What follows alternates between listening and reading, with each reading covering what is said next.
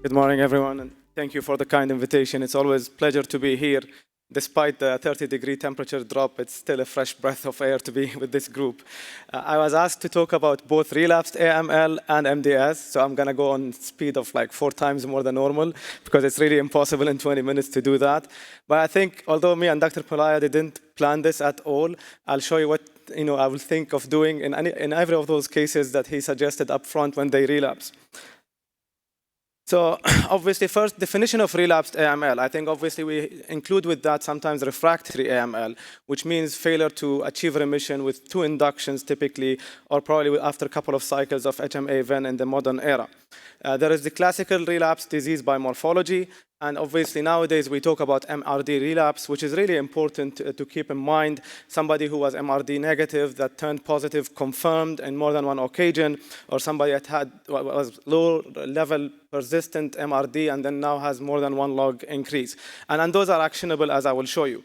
And it's interesting to think of the dynamics of the biology and underlying the relapse in those patients. There are mutations that are persistent, that somebody would have NPM1, MLL gene rearrangement. It's almost inevitable that those patients will relapse with the same mutations. This is not the case, for example, in FLT3 patients, where the relapse could be an escape with a RAS mutation, or in IDH1 mutation, we've seen patients relapse with an escape IDH2 mutations. So it's important also to reevaluate the molecular features of the disease at time of the relapse, because that may dictate your treatment. So let's start with the case. Again, this is a 59-year-old, no major comorbidities, originally diagnosed with AML with an NPM1 and TET2 mutation, treated with intensive chemotherapy, achieving remission, and 3 courses of high-dose RSE. The NPM1 MRD negative at end of consolidation. At the year follow-up, the NPM1 MRD is detected on peripheral blood with more than 600 copies. CBC is still normal, and the bone marrow does not show evidence of relapse. So this is obviously what we define now as a MRD relapse, and those are actionable in patients with probably at least core binding factor and the NPM1 and the FLT3.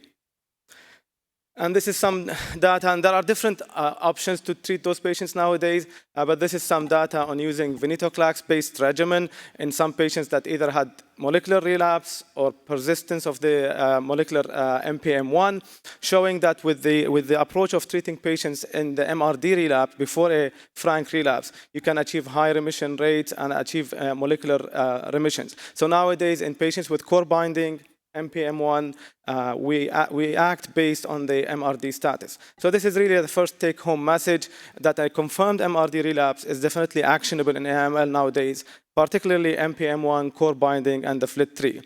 It could be potentially actionable in other targeted. For patients that don't have mutation, we do this MRD flow, and sometimes actually post-transplant, we are gearing that to decide on treatment.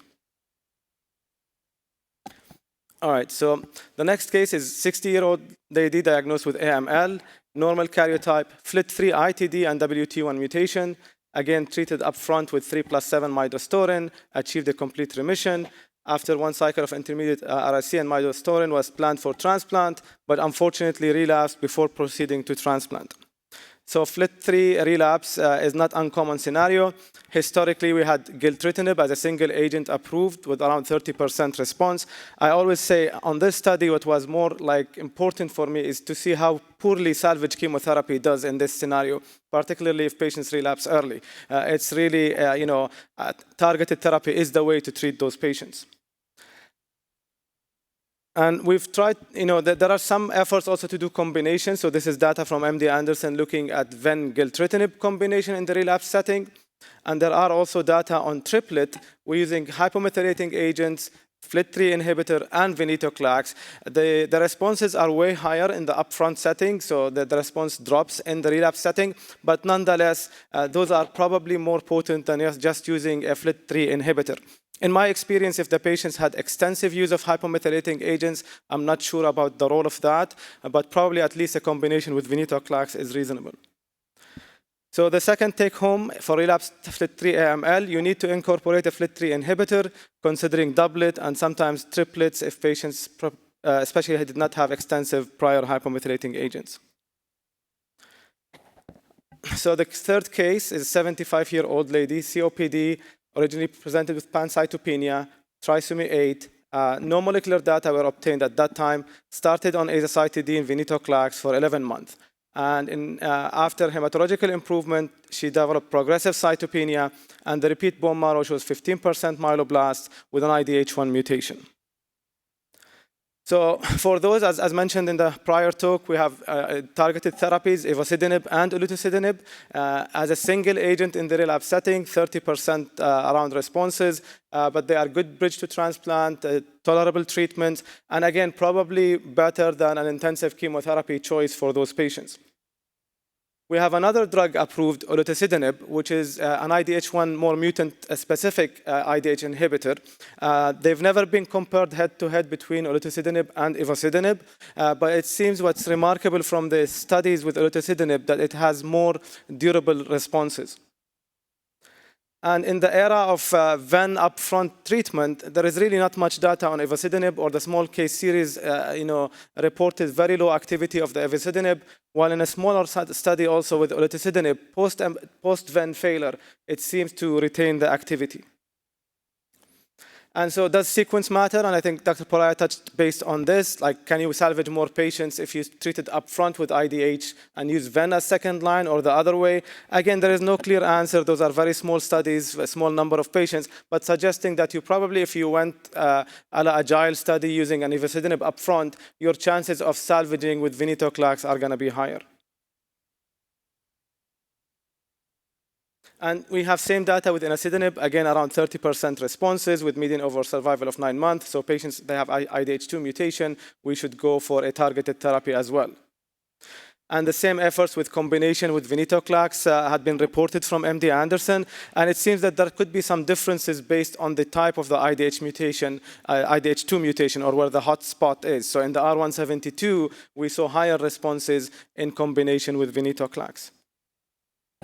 So the third take-home message is for relapsed IDH1 mutation, IDH inhibitors are the treatment of choice.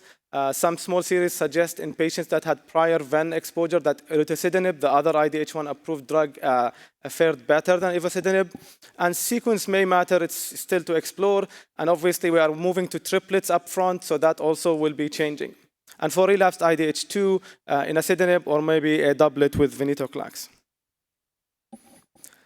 So the next case, 45-year-old lady with breast cancer, previously underwent adjuvant chemotherapy. She was diagnosed with therapy-related AML with KMT2A or MLL rearrangement, received intensive chemotherapy followed by transplant, but unfortunately relapsed within a year.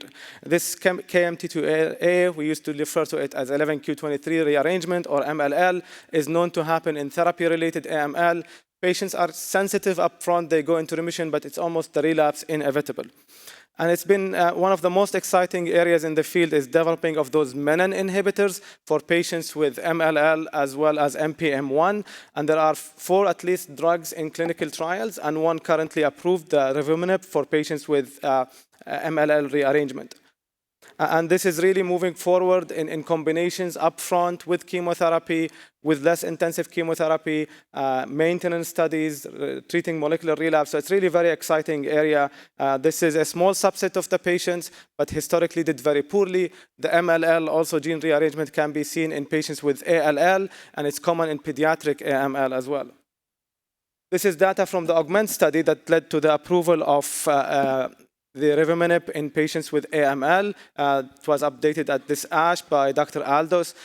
Roughly around 30% responses, 8-month duration. But it's a good bridge to transplant, and this is a start because this is a single agent, and those patients were heavily treated before. And you can see here the duration of response is still not probably adequate, but this is a group of patients that historically did not have any option or any chance of getting into remission after relapse. The most important to keep in mind is with toxicity is obviously the QT prolongation, so it needs to be followed thoroughly, and the differentiation syndrome that can, grade 3 or more can be seen almost in 15% of the patients, and typically happens early on. This is a little bit different from what we are used even with ATRA in APL or with IDH inhibitors. It happens early on. Patients can have be very symptomatic, diffuse bone pains and aches, etc. So there are several other ones in development, obviously, in the same category and in the NPM1. This data was released in a press release, not published, but showing also that the revumenib is active in patients with NPM1. So also that's going to be an option for patients with relapsed or refractory NPM1 AML.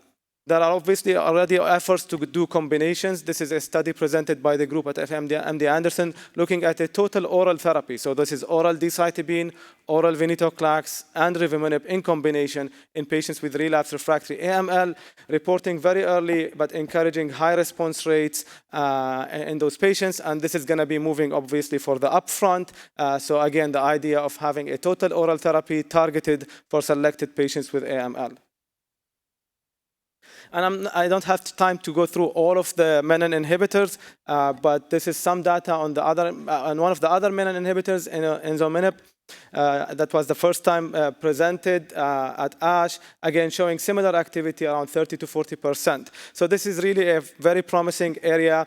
We have data with the ziftomenib. There are already studies ongoing, 3+7, aza-ven, as I mentioned, maintenance. And I think one thing we are learning that there is resistance to those drugs that you see mutations in the menin, and whether those are a class effect or it's going to be the story like in CML where we start selecting the menin inhibitor based on the mutation is yet to be determined. So again, I think now we have a first-in-class menin inhibitor approved. There are several in trials. Those drugs have activity in NPM1, and I think moving forward is a combination therapy. All right, so 65-year-old lady presents with cytopenia, anemia predominantly, needed blood transfusion. The bone marrow shows 30% ring sideroblast. The mutation profile shows SF3B1. This is MDS with ring sideroblast, or what we refer to as SF3B1. It's a lower risk disease. Their endogenous EPO level is 225. So MDS, as you know, is a very heterogeneous group of diseases characterized by the marrow failure, a tendency to progress to acute myeloid leukemia. Not every patient will progress, roughly 1/3. But unfortunately, majority of the patients will die from complications of the progressive cytopenias or the interplay with comorbidities. We've moved into newer classifications for MDS, the ICC and the WHO. We don't have time to go through that. But basically now we recognize molecular entities that are targetable, like deletion 5q, SF3B1, and unfortunately the P53 that we don't have much treatment options. And we moved also to a modern era where we integrate molecular data into the risk stratification. And at the end, we put patients in either lower risk bucket where we are going to alleviate cytopenias, eliminate transfusions, or a higher risk bucket where the goal is really to try to cure those patients because the disease is life-threatening within a year or two. So our first case is a lower risk, and historically, erythroid-stimulating agents had been the standard of care for those patients. A few years ago, we had luspatercept approved in patients with ring sideroblast after ESA failure. Luspatercept is a fusion trap protein that targets TGF-beta ligands that negatively regulate terminal erythroid differentiation. There was a study called the Medalist that led to the approval after ESA, then followed by a study called the Commands that compared luspatercept versus erythroid-stimulating agents. So the first time we are comparing something to erythroid-stimulating agents upfront, and the study did demonstrate superiority of luspatercept. It was highly enriched with patients with ring sideroblasts. At ASH, we heard some of the updates. Who are the patients that will really have longer duration? So there are a subset of patients that will have more than 1.5 year, almost 1/3 of the patients. And those tend to be the patients that did not have high transfusion burden, the RS-positive patients, and patients that had low serum EPO level. So I think nowadays luspatercept is moving up front in the management of MDS, particularly the patients with RS-positive. Our group had been interested in doing combinations. So this is a series we published where we did both ESA, luspatercept together. ESAs work on early erythroid progenitors, luspatercept and terminal erythroid differentiation. And we saw patients that had failure of monotherapy failure for both luspa and ESA when we combined them around 30%. So the French is taking this into trials, and they have this Combola trial presented at ASH showing around 30% responses. And this is, again, in clinical trials. There is another drug like luspatercept called elritercept. This is an active in type 2A, so there are slight differences. It may have a little bit more trilineage responses, bone remodeling. In the phase 1, phase 2, seems to be having a higher responses in patients with non-ring sideroblasts compared to what we know in luspatercept and in patients with high transfusion burden. So this is now moving already opened in a phase 3 registration trial comparing patients after ESA failure to elritercept versus best supportive care. And finally, last year, we got a newer drug approved in lower-risk MDS, emtilistat, which is a telomerase inhibitor. This was approved in patients after ESA failure, lower risk, that are transfusion-dependent, particularly anemia. The drug has around 30 to 40% responses, but this is the second to lenalidomide in the magnitude of the response you see. So you'll see a median hemoglobin increase of 4 or 5 grams in those patients, reduction in the allele burden. So it seems to be very active among the patients that respond. You have to select the patients that they have to have adequate platelets and neutrophils because the main side effect is myelosuppression for those patients. And at ASH, there were data looking at what are the responses after other prior therapies because the original study did not include luspa, and it demonstrated that it is active even after luspatercept. So now luspatercept is moving up front, as at least for the patients with RS positive, and emtilistat is now an option for patients after ESA failure, and particularly in patients with high transfusion burden. Final case, a 63-year-old gentleman with no past medical history, presented with fatigue, again pancytopenia. A bone marrow shows 8% myeloblasts, deletion 12, which is usually a good karyotype. But the NGS shows TET2 mutation, RUNX1, and IDH1 mutation. So this patient in the modern era, when we use the IPSSM, which we moved from the revised IPSS to use, will be classified a higher risk. And the question, if you upstage the patient, so this patient would have been classified as an intermediate risk by the IPSSR, will be a higher risk by the IPSSM. So do you act based on that? And the answer in terms of decision to transplant the patients, if they are candidate, is yes. This is actually an AI decision analysis model looking at the maximum gain of survival based on timing if you use the IPSSM. And the answer, it probably did better than the IPSSR. In 1/3 of the patients, you'll change your strategy. In 20% of the patients, you'll take them earlier. And in 10%, actually, the patients will be a lower risk than you thought, and you will wait. But it seems, it outperforms the IPSSR in terms of decision to transplant. But if the patient is not candidate to transplant, and you upstage the patient, there is really no evidence that an earlier start of hypomethylating agents is advantageous in this case, unless the patients have cytopenias that dictate that. At ASH also there was data presented on the role of hypomethylating agents. Do they improve survival in the context of the new response criteria? This is a big data set of more than 1,000 patients called the Validate, and looking at the impact of response. There was really no impact of response to hypomethylating agents before transplant, while in patients that were not going to transplant, if they were responding, a response by the newer criteria correlated with better overall survival. And obviously, we are already extrapolating from AML using venetoclax in MDS, although it's not approved, and we are awaiting a randomized clinical trial called the Verona. But the early data are encouraging. Use of venetoclax is less in MDS, so we do 14 days. It seems to be associated with higher responses, particularly, and there are certain subsets that will benefit, for example, ASXL1 mutant patients as a bridge to transplant. In a small series that we looked at, our 2-year survival is approaching 80% when we do HMA-VEN and take those patients to transplant, as mentioned earlier, but obviously this is a more myelosuppressive regimen, so one have to be careful in selection. And finally, for patients that have relapsed AML and IDH1 mutation, we have FDA approval now for ivosidenib in those patients. Historically, the median survival for patients post-HMA failure is 4 to 6 months. With the small set of patients with ivosidenib, the median overall survival was 36 months. So again, at time of HMA failure, please reevaluate the patients for mutations, and if they have targeted therapies, that's the way to go. There is also some data with olutasidenib and enasidenib as well in MDS in patients post-HMA failure. And the French group is moving up front. This is a study that looked at using IDH1, and there is one actually with IDH2, in the upfront setting, so taking patients that are higher risk, and they did a run-in with single agent ivosidenib or enasidenib, and if they were not responding, then they will add the azacitidine. And it looks promising. This is the cohort B, that most of the patients actually responded to single agent, and the addition of azacitidine did not salvage many of those patients. So this is changing the paradigm that maybe in selected targeted group, we can go with targeted therapy and omit the hypomethylating agents. So the last home message is IPSSM can be utilized to decide timing of transplant. Hypomethylating agents remain our standard of care. There may be a role using venetoclax till we get the Verona study if you are taking patients to transplant, very high blast, SXL1, and post-HMA failure, please reevaluate. With that, I will stop, and thank you very much for listening.